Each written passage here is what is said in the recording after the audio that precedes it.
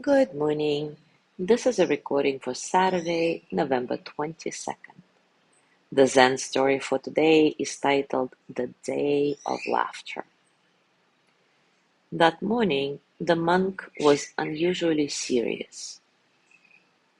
He swept the porch with the intensity of a general preparing for war. He straightened the cushion 5 times, each time with less satisfaction.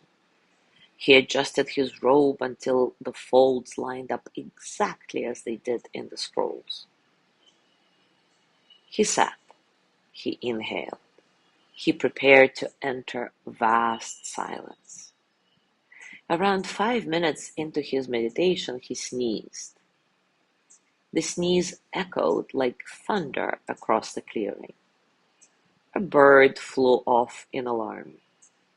The fox, curled under the porch, made a sound suspiciously close to a snort. The monk rubbed his nose, ignored it. He returned to his breath, counted 3 full inhalations. 4. Then a sound. The fox stared at him. The monk stared back. The fox's tail twitched once, then again. Then it rolled into its side, legs flopping in the air like a poorly carved statue. The monk tried to suppress a smile. Failed. He looked away, but everything was wrong. The pine tree beside the cabin had a curve he'd never noticed, like it was trying to dance. The clouds were shaped like dumplings, and the mushroom growing near the porch bounced. Not swayed, bounced, as if enjoying its own joke. The monk blinked. The mushroom winked. He got up to inspect it, stepped on a twig. It made the exact sound of a hiccup. He hiccuped in response. That made him laugh. The laugh startled the squirrel, who dropped a pine cone, which hit the fox, who yelped and scampered in a wide circle before leaping onto the porch and depositing a sandal on the monk's head. Now the monk was wearing a sandal crown, giggling like a child lost in the market. He fell backward, gasping, tears running down his cheeks, laughed at his own legs, at the clouds, at the bouncing mushroom, at the fox now bowing with exaggerated grace like an actor in the end of the play. Then, between hiccups and snorts, the monk felt something else slip free. A small weight he hadn't known he was holding. A tightness around his breath. A seriousness that once felt like discipline, now dissolving into nonsense. He laughed louder and louder still. And then the fox farted. It was long, triumphant, possibly musical. The monk howled with laughter. He couldn't stop. He rolled on the ground, clutching his belly, choking on joy. The fox applauded with its paws. Eventually, the laughter softened into silence, the kind of silence that doesn't try to be quiet, the kind that simply is.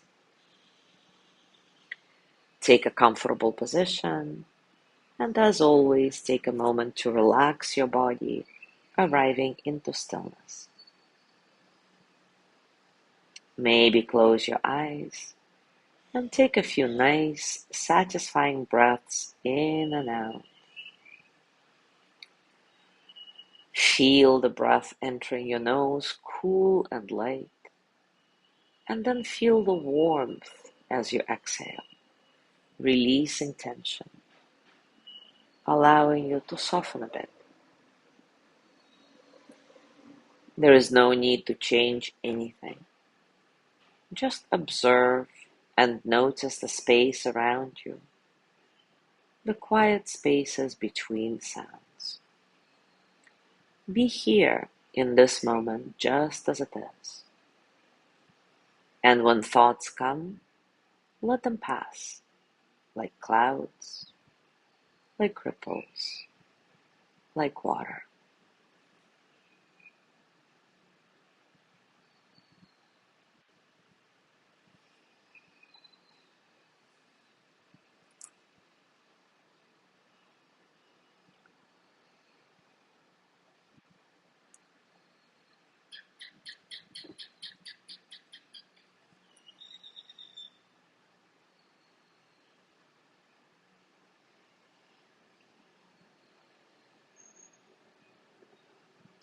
And now take a moment to reflect.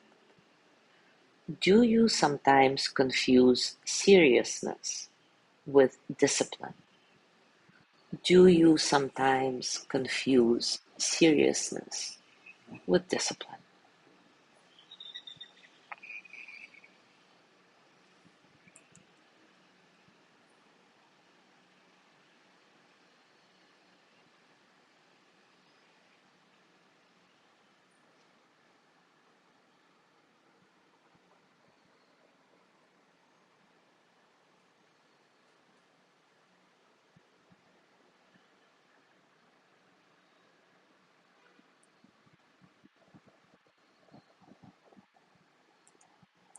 Now bring your hands to your heart and send the energy of loving kindness to yourself.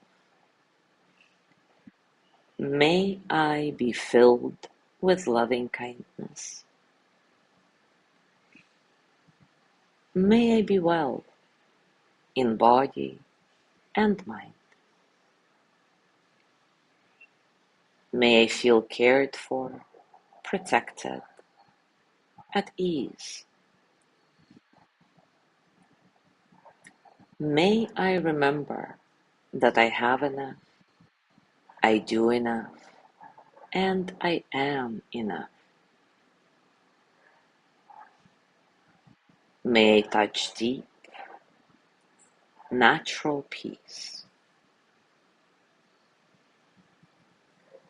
As you gently let go of this practice, scan your body and notice what's going on for you right now, physically, emotionally, mentally.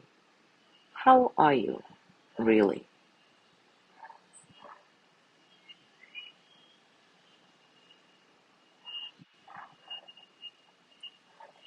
And as you go through your day today, I invite you to continue with this reflection. Do you sometimes confuse seriousness with discipline? As always, enjoy your discoveries. Thank you so much for being here today. Have a wonderful day, and I will see you tomorrow.